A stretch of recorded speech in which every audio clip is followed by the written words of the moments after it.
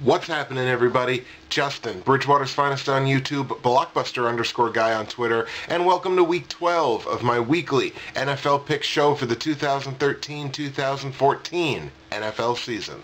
Week 11 was another classic Bridgewater's Finest week in terms of football prognosticating. Quite a good week straight up, and really struggled with the ATS and the OU, but let's get into looking at how those did before we go to the picks in Week 12. Also, stay tuned to the end of the video for a couple of shout-outs to some other projects that I'm involved in. So kicking us off on the Against the Spread and Over-Under, the top two from last week. Gonna go to the Over-Under. I had my first push of the season, which is kind of funny considering it's into Week 12, and that was my very, very first push.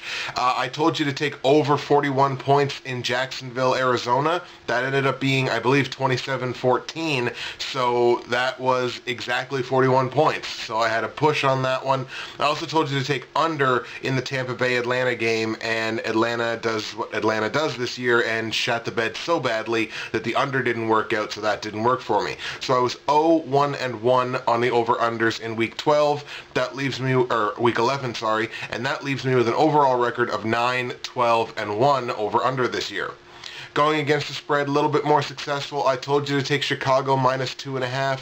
That worked out even though they needed to kick the field goal in overtime to beat Baltimore. Still worked out, so Chicago -2.5 worked. I also told you to take KC +9.5 because I thought that was way too many points. Unfortunately, that didn't work out. KC could not hold Denver's offense down that much, so KC +9.5 didn't work. So I was 1-1 against the spread, 1-2-1 total against the spread and over/under this week. Against the spread, I'm 10-12. Overall, 19-24-1 on the top two this year. Now let's take a look at the platinum, gold, silver, and bronze picks from Week 11, see how those worked out for me. We'll start with the bronze pick, was the aforementioned Chicago-Baltimore game. I told you to take Chicago in that game. It took them to overtime, but they won it on a field goal, 23-20. Here's my big concern with Baltimore. And I actually like, if you could call me a fan of any team, you'd have to call me a Baltimore fan. Ray Rice in this game rushed for almost as many yards, 131, as Joe Flacco threw for, which was 162. I'm worried that this is becoming a team with one weapon. You know what I mean? Like, Flacco's a good quarterback, and they've got Torrey Smith, who's a good wide receiver. And, like, they have weapons on the team, but they're not showing up consistently, I suppose. The only real consistent weapon they have on the team seems to be Ray Rice. So that could be a concern for Baltimore going forward. Their big players need to be their big players. Silver pick, I told you to take Arizona over Jacksonville. That, of course, worked out, as we mentioned before, 27-14. I told you the Jags wouldn't win 2 games in a row. Carson Palmer, what a breakout game for Carson Palmer. 30 of 42, so 42 pass attempts for Palmer, 419 yards and 2 touchdowns. That's a real good game for Carson Palmer, including 6 catches for a $193 and a score to one of his top threats, Michael Floyd. Gold pick, I told you to take the Bengals to beat the Browns, division matchup there. That worked out 41-20. Cincinnati scores a team record 31 points in the second quarter after trailing this game 13-0. Jason Campbell didn't have a bad game, but here's my big concern. Campbell attempted 56 passes in that game, which translated to the Browns only running the ball 19 times. I find it hard to believe that you can win with consistency only rushing the ball 19 times unless you're the Saints. So these guys aren't the Saints. And the platinum pick, I told you to take Seattle over Minnesota. That worked out too by an identical score of 41-20. Seattle has now won 13 straight games at home. You'd have to say at this point they're probably the best home team in football. Minnesota, to their credit, got the ball in the end zone twice, 2 touchdowns, neither of which were from Adrian Peterson, which I guess you call a step forward. So I got the platinum, got the gold, got the silver, got the bronze, 4-0 on my lock picks this week. Overall in Week 11 was a very successful straight up 10-5. That puts me at 100 up, 62 down for the season, has me sitting around the 85th percentile on Yahoo. We go to the private pick'em league. I moved up from 3rd place to 2nd with a very, very good week this week. 2nd place at a 22, 876 of 1,280 possible confidence points, a clip of 68%. And in Week 11, I raked in 89 of 120 possible confidence points, a clip of 74%. Shout out to our Week 11 winner, Steven, was his very first win. Was an identical 10 and 5 to me, was just a little bit better with his confidence points. 101 out of 120 possible confidence points for Steven in Week 11. That's a clip of 84%, so shout out to him for winning the week. Jayshon McCutownler for MVP continues to lead the league. 101 up, 61 down, so one away each from me. 895 of 1,280 possible confidence points, a clip of 70%. Again, still within about 20 points there, but now it's first to second is 20 points as opposed to first to third. Chicago_span, follow him on Twitter. So shout out to Steven for winning Week 11 and Jayshon McCutownler for MVP, Chicago_span, for still being our overall leader. Alright, it's time to get into my Week 12 picks now. We're going to start with the top two, of course, against the spread and over-under. Got a couple of decent overplays here for you for my top two. My favorite over-under play this week comes in the New York Jets at Baltimore game. The number here is 40. It's two teams that have sort of struggled offensively. Like I said, with Baltimore, they really only have the one weapon, and the Jets are pretty good at stopping the run. And you look at the Jets, and the Jets are just not a very good football team, one way or the other, especially when they're not at home. But I'm actually going to tell you to take over. But Justin, that goes against pretty much everything that you just said. I understand. But 40 is such a small number. It's such a teeny tiny number.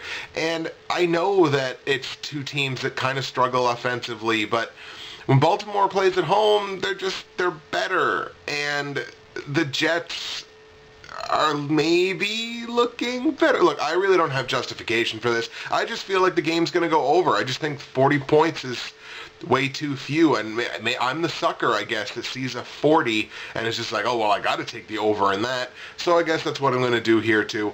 Baltimore, New York Jets, I'm going to tell you to take over 40 points. And my second favorite over-under play this week comes in the Minnesota at Green Bay game. Heated division rivalry here. The number is 44. Now, of course, Green Bay still appears that they're going to be without Aaron Rodgers this week, although apparently I'm hearing reports now that there is a slight possibility that he might play, which seems very strange to me considering, didn't he break his collarbone? That would be awfully painful if he gets hit, and Minnesota's got some decent pass rushers. So I don't know that they would want to risk the franchise like that. Green Bay's backup, Tolzian, I can't remember his last name right now, didn't look the greatest in his first start last week. I think 3 interceptions he threw. With Minnesota's defense can be pretty generous at times. Aside from the pass rush, the secondary is really nothing to speak of. And Green Bay's defense, again, hasn't been really anything to speak of for quite some time. 44 is kind of in that murky area, but kind of a coin flip here. I'm still going to tell you to take the over. Even if Aaron Rodgers doesn't play, I think Green Bay is going to be able to put up enough points, and Minnesota, again, last week, showed that they could score points without Adrian Peterson putting it in the end zone, which is kind of nice. I think Adrian Peterson has a bounce-back game here against Green Bay. So in Minnesota at Green Bay, I'm going to tell you to take over 44 points. Now let's look at the top two against the spread plays this week. My favorite ATS play this week comes in the Denver at New England game. The number here in New England is a 1-point dog at home. But this has to be the lowest spread, I think, that Denver's had all year. You got to take it. You got to take Denver -1. I don't know how you don't take Denver -1. All they have to do is win the game. It's Manning versus Brady. There's a history here. Denver overall is just the better team. I think their defense is going to play good. Their defense is very opportunistic. They're probably going to get a takeaway in this game, but I still think Denver holds on, wins the game, so I think you'd be a fool if you don't take Denver -1. That's the way I'm going with it. I suggest you do the same. And my second favorite ATS play this week comes in the San Francisco and Washington game. San Francisco in Washington. The number here, Washington, is a 5-point dog at home. If I remember Gio's advice, he always says, I think, don't take the road favorite. Always take the dog at home. I'm not going to do this for either one of my picks. I'm going to roll with San Francisco -5. Washington's defense has shown itself virtually incapable of stopping anyone. So I think San Francisco is going to be able to run all over them, going to be able to throw all over them. So I'm going to take San Francisco here to win the game by 5. San Fran -5 is my second favorite against the spread play this week. But then again, coming from a guy who's 19-24-1 this year, let's go to the platinum, gold, silver, and bronze picks for Week 12. We're going to start with the bronze pick, where on the season I am 8-3. My bronze pick comes in the Pittsburgh at Cleveland game. Cleveland being the home team here. Pittsburgh certainly playing better, certainly turning their season around. Antonio Brown turning out to be one of the elite weapons in football. The run game seems to be coming along a little bit. Roethlisberger's playing well, and Cleveland is not playing well. Offensively or defensively, Cleveland's just not playing very well. I think Vegas is saying that the Browns are going to win this game. I don't see it. I don't know. I don't see it. I'm going with Pittsburgh here to beat Cleveland on the road. That's my bronze pick.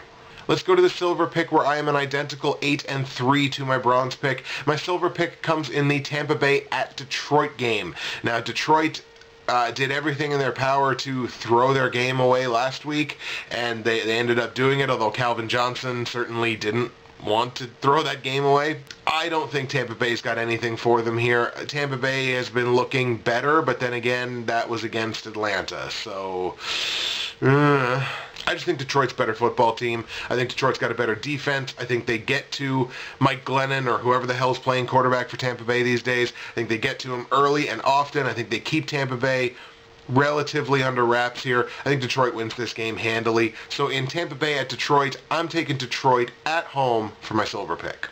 Let's go to the gold pick, where I am 9-2 this year. My gold pick comes in New Orleans at Atlanta. Now, Atlanta, obviously, as I said, shat the bed last week. Real good against Tampa Bay. New Orleans played a real good game last week. Atlanta tends to be a better team at home, but this year you can throw out all those tendencies because Atlanta's just got no momentum, got no confidence on their side. So you got to pick on them while they're down. So I'm going to go with New Orleans here to curb stomp Atlanta in Atlanta's barn. That's my gold pick. And we go to the platinum pick, where I am 10-1 this year. My platinum pick comes in the San Francisco at Washington game. We've already talked about it. I think San Francisco is just going to be able to do whatever they want on offense, and defensively, I think they play a better game and they hold RG3's comeback to too little too late. So I'm going to roll with San Francisco on the road to beat Washington. That's the platinum pick. Now let's take a look at the rest of my Week 12 picks in the National Football League. Here they come.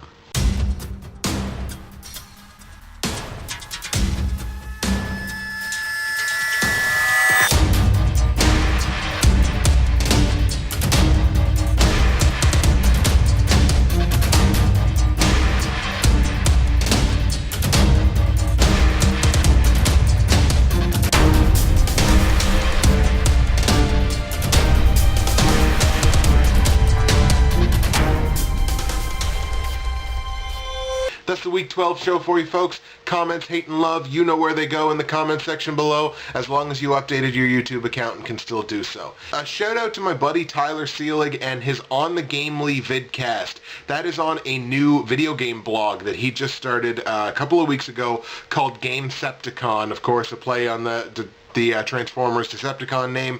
That link I'm going to put in the description to this video. I'm also just going to put it right here. Gamecepticon.blogspot.ca. Get on there, check out his views. He just got a PS4, so he's rocking the next gen stuff now. So get on there, get all of his video game views. And of course, don't forget to check out my movie blog that I just started a little while back, residentmovielover.blogspot.ca. We're going to put that one right up here. Click either one of these links or the links in the description below to go to my movie blog and Tyler's video game blog. Check out our stuff on the digital medias. Oh, wait, I almost forgot. Who's on a 6-game winning streak in the YouTube Prognosticators League?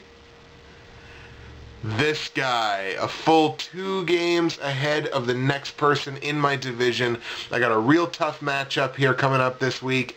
That's it for me. Week 12 in the NFL. Justin, Bridgewater's Finest on YouTube, Blockbuster_guy on Twitter. Check out the Gamesepticon video game blog, as well as the Resident Movie Lover movie blog, and we'll see you for Week 13.